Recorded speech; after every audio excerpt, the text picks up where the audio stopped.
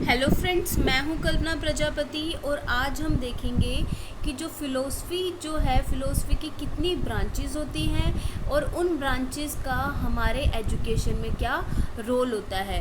तो जो हमारी जो नॉलेज होती है वो अनलिमिटेड होती है वर्ल्ड के अंदर, और यही जो ज्ञान होता है ये हमें क्या करता है, अलग अलग ब्रांचेस में हमने डिवाइड किया है। जो जो पीपल हैं, जो पब्लिक हैं, उन्होंने इसे 4 ब्रांचेस में मेनली डिवाइड किया है। और यही जो अलग अलग ब्रांचेस होती हैं इन्हें हम फ़िलोसफ़ी कहते हैं, जो हमारी चीज़ों को, किसी चीज़ को करने का, हमें जीवन जीने का जो हमें तरीका बताती है कि हम कैसे एक सच के बारे में जानें, ट्रुथ के बारे में जानें, ये हमें क्या है, ये ब्रांचेस ही बताती हैं। तो फ़िलोसफ़ी क्या होती है? फ़िलोसफ़ी होती है एक प्लान्ड अटेम्प्ट होता है ऑफ सर्च फॉर ट्रुथ, कि जो हमें सच के बारे में जानना है और उसके अलग अलग अटेम्प्ट करते हैं, अलग अलग वेज़ का हम यूज़ करते हैं। तो वही हमारी फ़िलोसफ़ी होती है कि सच के बारे में जानना कि आखिर ये सच है क्या।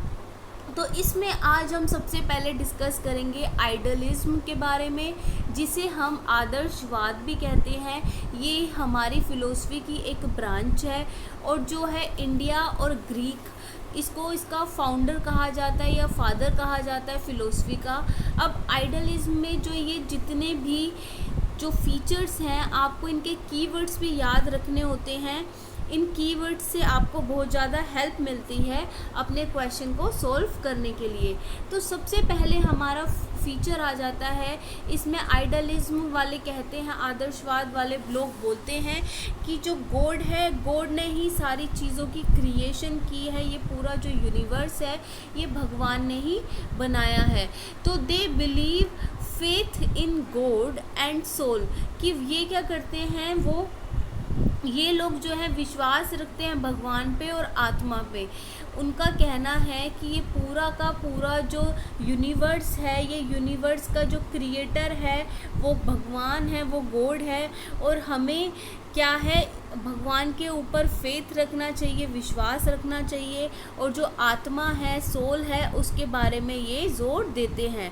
तो ये अब इसके अंदर अगर हम बोले कि इन आइडियलिज्म वालों का, आदर्शवाद वालों का गोल क्या है, क्या इनके लक्ष्य हैं, तो इनका सबसे पहला लक्ष्य है कि कैरेक्टर का फॉर्मेशन करना। कैरेक्टर फॉर्मेशन मतलब चरित्र निर्माण करना है।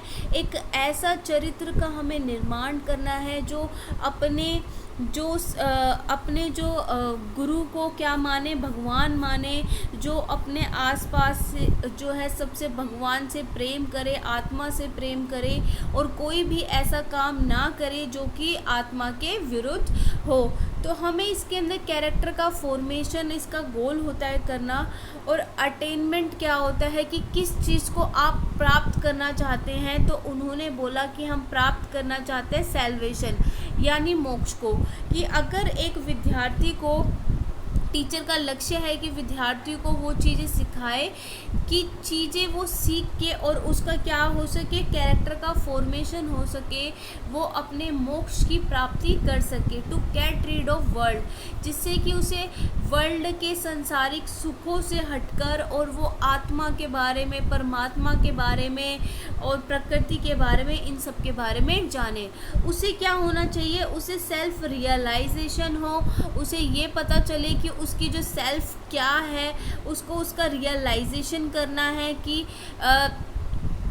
सेल्फ रियलाइजेशन में उसने क्या क्या चीज़ें सीखी है, कि अपने अंदर जानना, अपनी आत्मा को जानना, परमात्मा को पहचानना, लोगों की भलाई का काम करना, झूठ नहीं बोलना, बड़ों की बात मानना, आदर्श फॉलो करना, एक ऐसी लाइफ जीना जो कि सबके लिए एक आदर्श बने।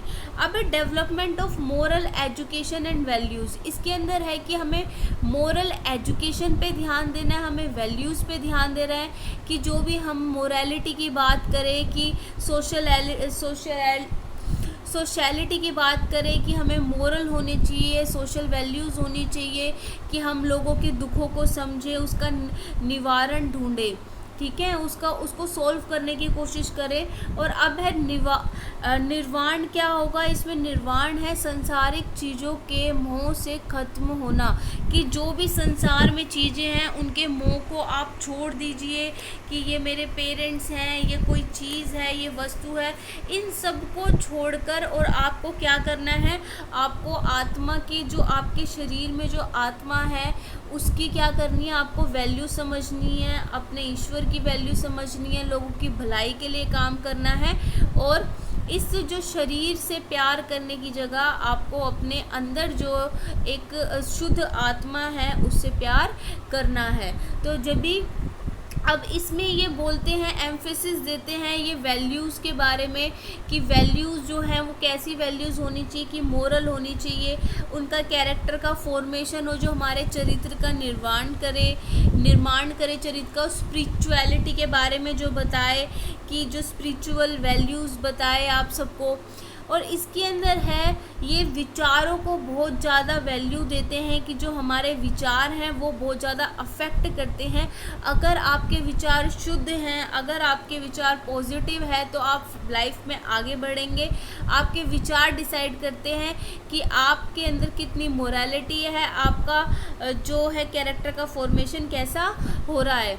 अब इसके अंदर ये भी आ जाता है कि जो खाली टीचर होता है, ये बोलते सिर्फ ओनली टीचर, केवल टीचर, एक गुरु ही एक ऐसा इंसान है, एक ऐसा माध्यम है जो क्या कर सकता है, वो डेवलप कर सकता है चाइल्ड की इनबोर्न एंड इनेट क्वालिटी, जो बच्चे की जो इनेट क्वालिटीज़ है, जिसे जन्म लेकर बच्चा पैदा हुआ है, ठीक है, तो उस क्वालिटीज़ को डेवलप करना, उस क्वालिटीज़ को बाहर निकालना, वो सिर्फ एक टीचर का कर्तव्य होता है। टीचर ही उसको ऐसा बाहर, उसको क्या कर सकता है, एनहेंस कर सकता है, उसकी कैलिबर को पहचान सकता है और उस चीज़ों को बाहर निकाल सकता है। अब आ जाता है ये एम्फेसिस देते हैं, ये जोर देते हैं पर्सनैलिटी के डेवलपमेंट पे, कि जो हमारी पर्सनैलिटी है बच्चे की, चाइल्ड की, उसका डेवलपमेंट करना है इसके अंदर। लेकिन टीचर डेवलप्स देयर पर्सनैलिटी, लेकिन बच्चा जो है डेवलपमेंट उसकी पर्सनैलिटी का जब ही होगा जब टीचर की खुद की कोई पर्सनैलिटी होगी। टीचर को खुद को एक आदर्श के रूप में क्या है इस बच्चों के सामने आना है, और फिर क्या है, बच्चे उस चीज़ को, जैसे हमें पता है बच्चे टीचर को इमिटेट करते हैं, उनकी नकल करते हैं, उन्हें ऑब्जर्व करते हैं, उन्हें फॉलो करते हैं। अगर टीचर जो है सत्यम शिवम सुंदरम के बारे में बोल रहा है, कैरेक्टर फॉर्मेशन कर रहा है, मोरालिटी दिखा रहा है, तो बच्चे उनसे बहुत ज़्यादा सीखेंगे।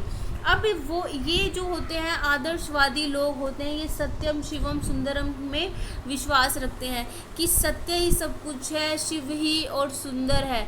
अब है कि इसका मतलब है कि गॉड से बड़ा और कुछ नहीं है, भगवान ने ही इस प्रकृति को बनाया है, तो हमें भगवान का हमेशा ध्यान रखना चाहिए, हमें अपनी आत्मा का ध्यान रखना चाहिए, लोगों की भलाई करनी चाहिए।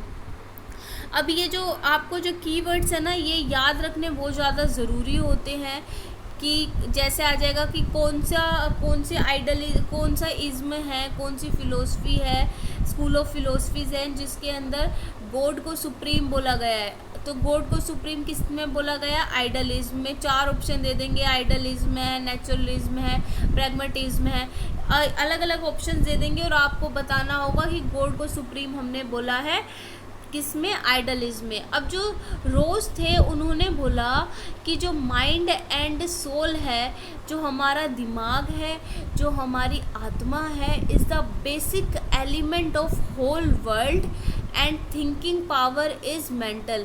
कि इन्होंने बोला कि जो आत्मा और माइंड जो है पूरे वर्ल्ड को जानने का जो है सबसे अच्छा माध्यम है। मतलब सिंपल सा कह सकते हैं कि जो ये आपको ना कोटेशन याद करनी है, ये कोटेशन ऐसे लिखी आ जाती है और बहुत पूछते हैं कि ये कोटेशन किसने बोली है, तो आपको नाम याद होना चाहिए। तो जो रोज थे उन्होंने माइंड और विचार, इन दोनों के ऊपर बहुत ज़्यादा बल दिया था। माइंड क्या है, आत्मा क्या है, विचार क्या है, इनके बारे में। अब ये जो पूरी फिलोसफी है ये पूरी टीचर सेंटर्ड है, क्योंकि इसके अंदर बोला है कि टीचर ही सब कुछ है, टीचर ही ओनली प्राणी है जो आपको क्या आपकी आत्मा का परमात्मा से मिलन करा सकता है, आपका कैरेक्टर फॉर्मेशन कर सकता है, सारी चीज़ें आपको कौन सिखाएगा? टीचर है। एक वो मात्र सोर्स है, एक मात्र सहारा है जिसके ज़रिए आप क्या करोगे? आगे बढ़ोगे। अब ये हार्ड डिसिप्लिन में बिलीव रखते हैं, ये कहते हैं कि जो डिसिप्लिन होना चाहिए बिल्कुल हार्ड होना चाहिए, कोई कि पंक्चुअलिटी पूरी होनी चाहिए, कोई आपको क्या करना है, कोई ढील नहीं देनी, कोई फ्लेक्सिबिलिटी की ज़रूरत नहीं है। आप हार्ड डिसिप्लिन रखो। अगर आपका डिसिप्लिन हार्ड होगा तभी बच्चा जो है हर चीज़ को फॉलो करेगा और भविष्य में कोई लायक बनेगा। अब इन्होंने बोला कि God is a creator of universe, कि भगवान ने ही सब कुछ बनाया है, सृष्टिकर्ता ब्रह्म है, कि ब्रह्म देवता है, उन्होंने ही सब कुछ बनाया है। Unity in diversity, unity in diversity में ये बिलीव रखते हैं, इनका विश्वास है कि हर कोई इंसान जो है दिमाग से सोचता है और हर किसी की आत्मा होती है, चाहे वो कहीं भी रहे वर्ल्ड में, तो उसकी आत्मा और उसकी सोच वो मैटर करती है। उसका रंग रूप, उसका कास्ट, जेंडर डजेंट मैटर, कुछ मैटर नहीं करता, बस उसकी आत्मा और उसका दिमाग जो है वो शुद्ध होना चाहिए, उसमें शुद्धि होनी चाहिए, उसमें परमात्मा के लिए जगह होनी चाहिए। जो बेसिस है आइडलिज्म का, बेसिस जो है जिसके ऊपर पूरी ये फिलोसफी बनी है वो है आत्मा, सोल, यानी हमारी जो सोल है, हमारी जो आत्मा है वही इसका बेस है। और जो maximum idealism is in teacher, की सबसे ज़्यादा जो है आदर्शवाद कहाँ मिलता है? वो एक टीचर में मिलता है, वो टीचर ही व्यक्त करता है और उस टीचर को देख के ही बच्चे उसे फॉलो करते हैं। तो इसमें अब ये आ जाता है कि कौन कौन से मेथड हैं जो टीचर सेंटर्ड, सारे मेथड आप देख लीजिए। जब ये पूरी फिलोसफी टीचर के ऊपर बेस्ड है तो इसमें आ जाता है लेक्चर मेथड है, कि आप भाषण दे रहे हैं, आप चीज़ों का डेमोन्स्ट्रेशन करके दिखा रहे हैं, आप क्रैमिंग पे जोर दे रहे हैं, आप रोट मेमोरी पे जोर दे रहे हैं कि रट्टाफिकेशन करो। तो ये सारी, क्योंकि उसके अंदर डिसिप्लिन है और जो सारी चीज़ें आपको लर्न करनी है, तो ये क्या है? पूरी टीचर सेंटर्ड अप्रोच है। टीचिंग मेथड्स भी वही यूज़ होते हैं। अब इसमें जैसे सोक्रेट्स आ गए, रोस आ गए, इनके नाम दे देते हैं, और इसमें से कई जो लोग होते हैं, अब जो गांधी जी हैं वो गांधी जी भी इसमें हैं, गांधी जी भी आइडलिज्म को फॉलो करते हैं, लेकिन गांधी जी जो हैं आइडलिज्म के साथ साथ जो बाकी और फिलोसफी हैं उनको भी वो फॉलो करते हैं, तो स्पेसिफिक हम नहीं बोल सकते। तो अब ये हमारा एंड ऑफ द वीडियो है, ये बहुत इम्पोर्टेंट है, आप इसके कीवर्ड्स को याद रखना। तो अब हम नेक्स्ट वीडियो में मिलेंगे और उसमें हम नेचुरलिज्म के बारे में बात करेंगे। अब जैसा कि भी आपको पता है कि हमारे एग्ज़ाम्स बहुत ज़्यादा पास आ गए हैं, तो आपको और कंपटीशन बहुत आई है। If you really want to secure your seat then you have to work really hard. तो अब मिलते हैं आपसे नेक्स्ट वीडियो में, नेचुरलिज्म के बारे में बात करेंगे जिसमें। तो टिल देन गुड बाय।